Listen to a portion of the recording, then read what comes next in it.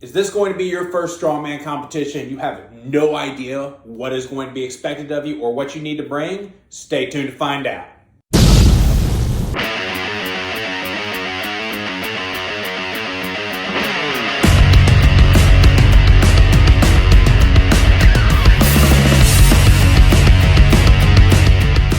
Hey, it's Cameron with the Atlas Strength Shop. And right now we are 4 days away from going to Alabama's Strongest Man. This is the, I think, 5th year in a row that the Atlas Strength Shop has actually gone to Alabama's Strongest Man in Gulf Shores. So we picked up a thing or two about how to prep for this show and shows like it. We're going to go over that because if this is your first show, you might be like me and show up woefully unprepared your first time, get really hot, get really sunburned, have a pounding headache from dehydration. We want to make sure that doesn't happen to you. So first and foremost, Alabama Strongest is a summer show that happens in the middle of August on a parking lot. It gets really, really hot out there. So if you aren't already drinking a ton of water several days out before your show, then start drinking water right now. Of course, if you're going through a water cut, this doesn't apply to you. And if a water cut is something you want to talk about, let me know down in the comments and I'll do an entire video on how to do a water cut. But if weight is not an issue for you, then start hydrating now because you won't have time to drink like you think you will on the day of the show. Second thing to bring, you're going to want to bring some kind of shade. There is no shade at most of these parking lot strongman competitions. So I advise going to Academy and getting you a pop-up tent if you don't already have one. If you're bringing a large group of people, bring a couple of them. You're going to want those. You're also going to want chairs. The unfortunate reality is a lot of times in strongman competitions, they're kind of just hosted wherever we can get an empty space. These empty spaces often don't have things like stadium seating or bleachers, things such as that. So bring you like a little folding tailgate chair. That way you have a place to sit and relax in between events. And so your family doesn't hate you while they're watching you go out there and suffer on the log. So that pretty much takes care of it for the heat. It's very bare bones. You bring some shade, you bring a chair, you hydrate. And also go to Walmart, pick up some salt tablets, something like that, because you are going to be sweating a lot of minerals out.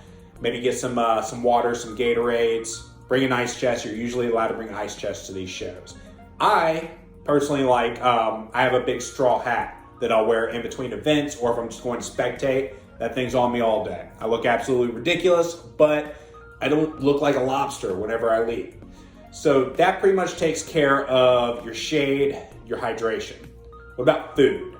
As far as food goes, my go-to is always going to be a Smucker's Uncrustable. If you don't know what those are, you get them in the frozen food section. They're these little individually wrapped peanut butter and jelly sandwiches. You get them frozen, you throw them in your ice chest. They've got carbs, they've got protein, they've got fats. You can eat them quickly in between events. My go-to is usually I eat a good breakfast, I get to the show, get everything that I need to start the show, start warming up, and in between each event, I'll pop an Uncrustable into my gullet. Go ahead, it keeps me satiated, but not full in between events. That way I can keep on keeping on. If you don't like those, like if you have like a food allergy, just get whatever you can to feed the whole. You want things that aren't heavy, so you don't want to bring a heavy meal out there, and you want things that are going to digest quickly. So simple carbs like gummy bears, something like that you can digest quickly. Get those nutrients into the body. Protein powder is a good way to go, but I think that nothing beats a Uncrustable. Plus, they're easy to share, so you can make a lot of friends out there. So that covers it for food. What about your equipment? Equipment is going to be different for every single athlete that goes out to a show. So my advice is pack everything that you normally use in training, even your backup stuff. So if you have 2 pairs of knee sleeves, throw them both in there because you never know what's going to crap out on you, or you might have a friend that shows up and forgot theirs. It's good to be prepared if you can, especially if you're not flying. If you're driving, you can bring a lot more stuff than if you were flying. Do a last minute equipment check though. Make sure the night before you leave, or a couple days out preferably, because you shouldn't be going to the gym those last few days.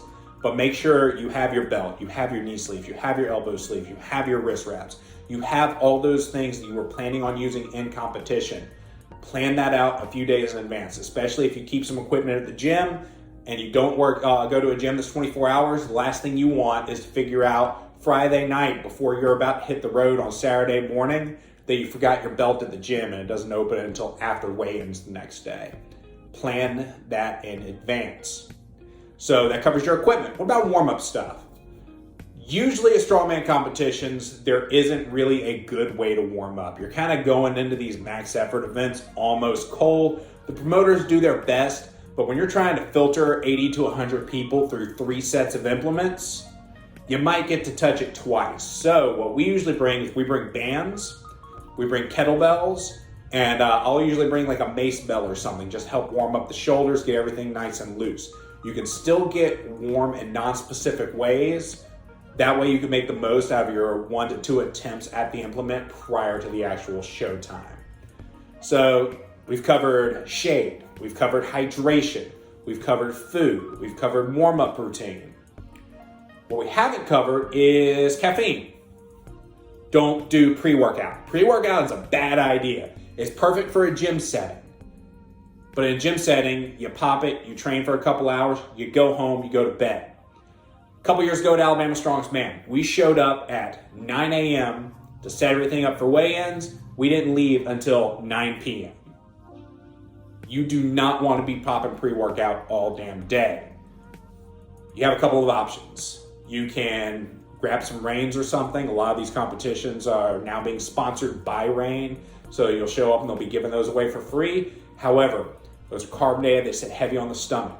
What I usually do is one of 2 things. I'll either go and I'll get Monster Hydros because they're essentially a Gatorade that has caffeine in it.